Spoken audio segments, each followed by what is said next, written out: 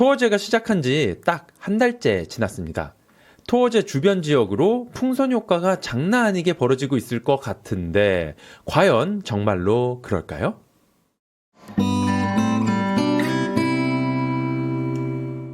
자, 토어제가 시행되고 딱 한 달이 지났습니다. 제가 이 한 달이 지나기를 정말 목이 빠져라 기다렸어요.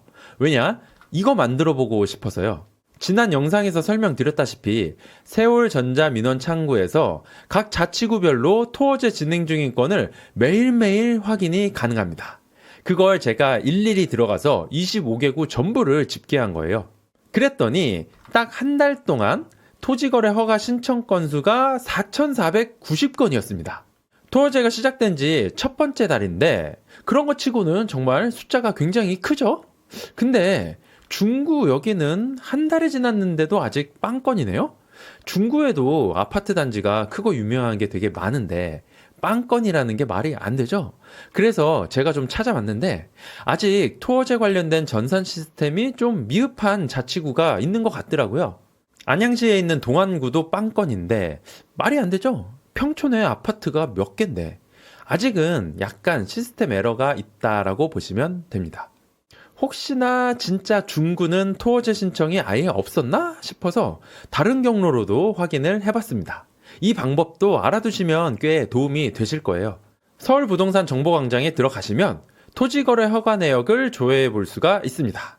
세월전자민원 창구랑 차이가 뭐냐면 거기서는 신청이 접수된 모든 건수를 다 알 수가 있는데 여기서는 허가가 난 건수만 알 수가 있습니다. 근데 여기는 주소까지 나와요. 그래서 어느 아파트에 허가가 났나 뭐 이런 것도 알 수가 있습니다. 여기에서 중구를 고르시고 기간을 입력해 주시면 이렇게 날짜별로 허가 완료된 게 리스트가 쭉 나와요. 주소를 하나씩 검색해 보면 유명한 여러 아파트들이 나옵니다. 이미 허가가 난 건수가 꽤 되죠? 중구에서는 시스템상 집계에 에러가 좀 있었구나라는 게 확인이 된 겁니다. 비슷한 규모의 다른 자치구랑 비교를 해보면 110건 정도 신청됐을 거다라고 추측이 가능해요. 제가 그냥 아무 숫자나 막 부른 게 아니라 이런 통계적 근거에 기반한 겁니다. 자치구별로 평소 거래량이랑 토지거래 신청 건수가 거의 비례해요. 여기서 거래량이 중구랑 비슷한 도봉구, 강북구의 토어제 신청 건수로 추측을 한 겁니다.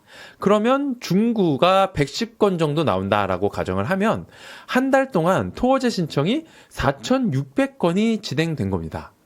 자, 이 그래프는 서울 아파트 4년간의 거래량입니다. 이런 식으로 갑자기 거래량이 폭등할 때마다 규제 때리고 한동안 거래량이 빌빌대다가 올라가면 또 규제 때리고 침체됐다가 또 거래량 올라오니까 627 때리고 거래량 떨어졌다가 또 폭등하니까 10, 15 때리고 이제 거래량이 또 줄어들겠죠. 근데 여기 이렇게 침체됐었던 시기의 거래량들이 대충 4,000에서 5,000건 정도 되거든요.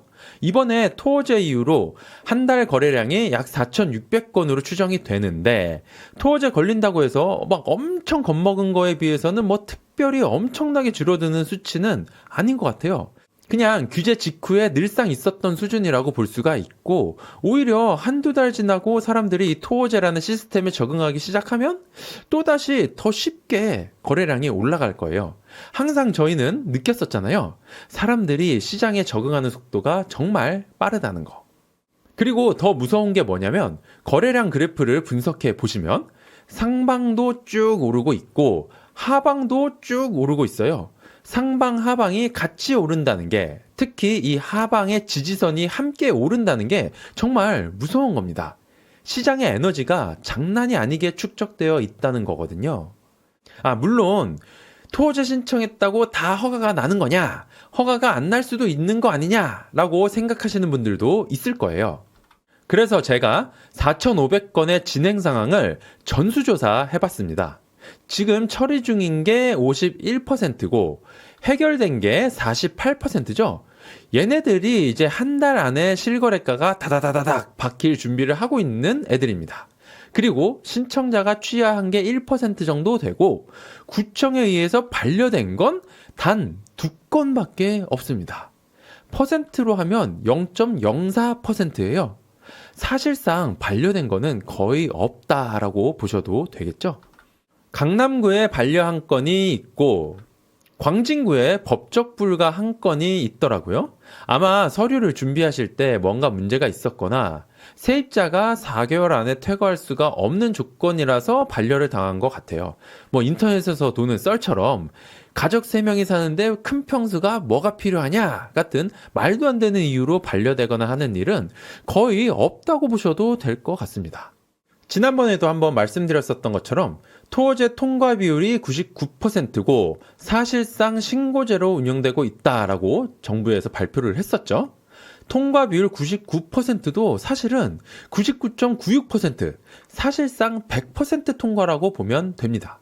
토어제라는 제도가 갭 투자를 못하게 하는 역할을 하는 거지 실거주를 위한 거래까지 막는 거는 아니라는 거예요. 자, 그리고 토어제가 시행된 지 얼마 안 됐었던 초반에는 거래가 팍 줄어서 거의 절벽이라는 뉴스가 계속 쏟아져 나왔었던 거 기억하시죠? 뭐 노도강은 거래가 딱 한 건이다, 뭐 이런 얼토당토하는 기사들도 있었는데 이미 이런 부분은 부통령TV에서 발빠르게 다룬 적이 있습니다. 토어제 시행하고 딱 2주가 지난 시점이었죠. 뉴스에 나오고 있는 거래량이랑 토어제 진행 중인 건수 사이에 큰 차이가 있다라고요. 그리고 토어제로 인한 통계 착시 기사들이 이제서야 주요 언론사에서 다뤄지기 시작했습니다. 부통령TV가 언론사보다 보름 정도 빠르게 이 현상에 대해서 접근을 했었던 거죠. 그리고 토어제로 인한 통계 착시 기사들이 이제서야 주요 언론사에서 다뤄지기 시작했습니다. 기사의 내용을 보면 이래요. 실거래가 찍힌 거래량만 보면 전달 대비해서 무려 94%가 감소한 것처럼 보이지만 세월전자민원에서 토지거래 허가 중인 건수를 합쳐보면 4,000건이 넘는다라는 내용입니다. 제가 2주 전에 올렸었던 영상이랑 정확히 일치하는 내용이죠. 이런 식으로 최근 2, 3일 동안에 비슷한 기사들이 막 쏟아져 나왔습니다. 밀린 허가가 4,000건이다. 거래 절벽은 없었다. 뭐 이런 기사들. 부통령 구독자분들은 이런 중요한 뉴스를 메이저 언론사보다 훨씬 더 빨리 접하실 수 있습니다.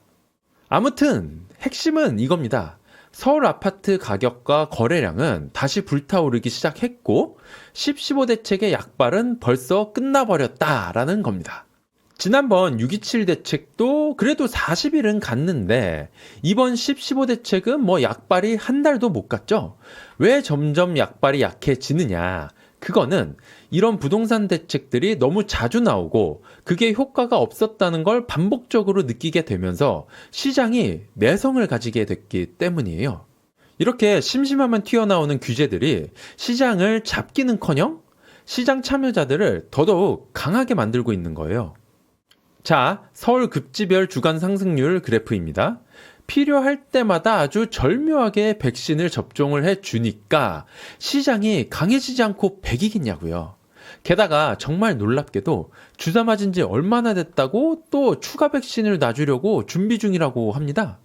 요즘에 또 이런 기사들이 나오고 있어요. 10, 15 대책이 약발이 한 달 만에 떨어져 버리니까 또 부동산 대책이 나올 수도 있다라는 겁니다. 아니 도대체 이제 뭘 더 할 게 남기는 남았나? 아쉽게도 기사에서는 추가 대책에 대한 어떠한 추측도 없었습니다. 과연 뭐가 더 남은 게 있을까요?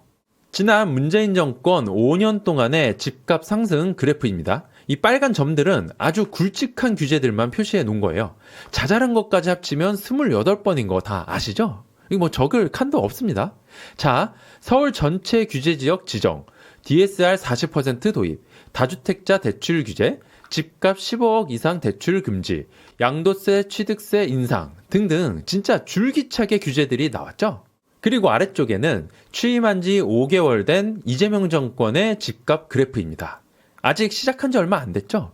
근데 시작하면서부터 이미 지난 정권에서 도입했던 규제들을 그대로 장착한 상태로 시작을 했어요.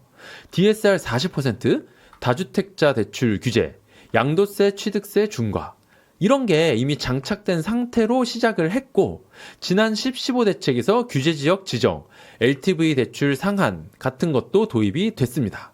그야말로 문재인 정권이 5년에 걸쳐서 사용했었던 카드를 취임한 지 5개월 만에 다 땡겨 써버린 거예요. 근데 앞으로 4년 반이 더 남았는데 뭐 더 쓸 게 남긴 했나 모르겠습니다. 그리고 여기서 정말 중요한 문제가 하나 더 있습니다. 15대책 터지면서 서울 전체랑 웬만한 경기도가 다 토어제, 투기 과열지구로 묶이면서 묶이지 않은 근처 지역으로 풍선 효과가 생길 거다라고 다들 예측했었잖아요. 근데 정말 신기하게도 풍선 효과고 뭐고 없이 그냥 풍선 자체가 전부 다 커지고 있습니다. 풍선 효과가 없다라는 게 아니라 눌리고 있는 이 부분도 같이 커지고 있는 거예요. 풍선의 본체인 서울의 주간 상승률입니다. 지금 상방, 하방 다 같이 올라가고 있는 거 보이시죠?